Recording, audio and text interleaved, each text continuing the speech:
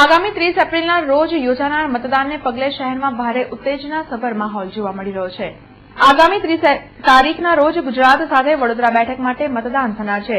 વડોદરામાં વધુને વધુ મતદાન થાય તે માટે ભરપૂર પ્રયાસો થઈ રહ્યા છે।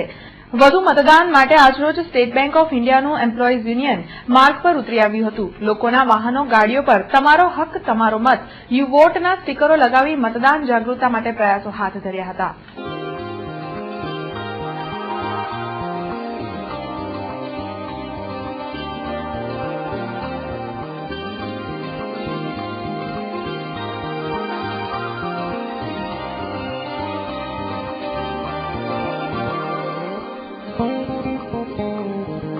લોકસભાની ચૂંટણીઓ થવા જઈ રહી છે ત્યારે સ્ટેટ બેંક ઓફ ઇન્ડિયા હર હંમેશ જ્યારે પણ ગુજરાત રાજ્યમાં ચૂંટણીઓ આવે છે ત્યારે મતદાન જાગૃતિ માટે મતદાન જાગૃતિ અભિયાન ચલાવે છે। એના ભાગરૂપે આજે State Bank of India employees યુનિયને પોતાના તમામ કર્મચારીઓને પોતાના વાહનો પર, પોતાના કુટુંબીજનોના વાહનો પર, પોતાના મિત્રોના વાહનો પર તેમજ જે પબ્લિક ટ્રાન્સપોર્ટમાં ખાસ કરીને રિક્ષા અને એસટી બસ અને વિટકોસની બસો છે એના પર સ્ટીકર લગાડવાનો આજે કાર્યક્રમ રાખેલો છે। એ સ્ટીકર ઉપર અમે જણાવ્યું છે કે અમારો હક અમારો મત, એટલે તમામ આપણી જે પ્રજા છે નાગરિકો 30મી એપ્રિલે 100% અને સાચું મતદાન કરે એ માટેનું અમારું અભિયાન છે અને અભિયાનના ભાગરૂપે આજે અમે આ કાર્યક્રમ કરેલ છે।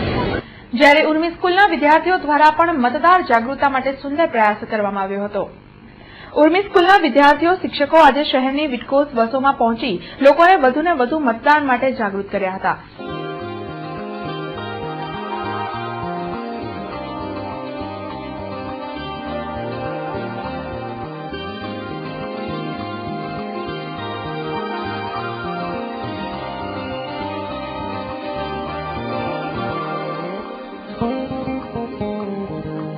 ત્રીસમીના લોકસભાની ચૂંટણી હોવાથી જનજાગૃતિ માટે અમે લોકોએ આ અભિયાન ઉપાડ્યું છે।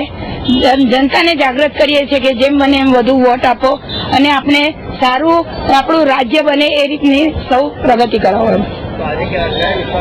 આજે અમે લોકો અહીંયા આગળ સ્ટેશન વિસ્તારમાં આવ્યા છે અને બધી બસોમાં બેઠેલ બધા પ્રવાસીઓને તેમજ આવતા જતા બધાને અમે જાગૃત કરીએ છીએ કે તમે પણ આવો અને સાથે બીજા 5 જણને લઈને જરૂરથી વોટ કરશો।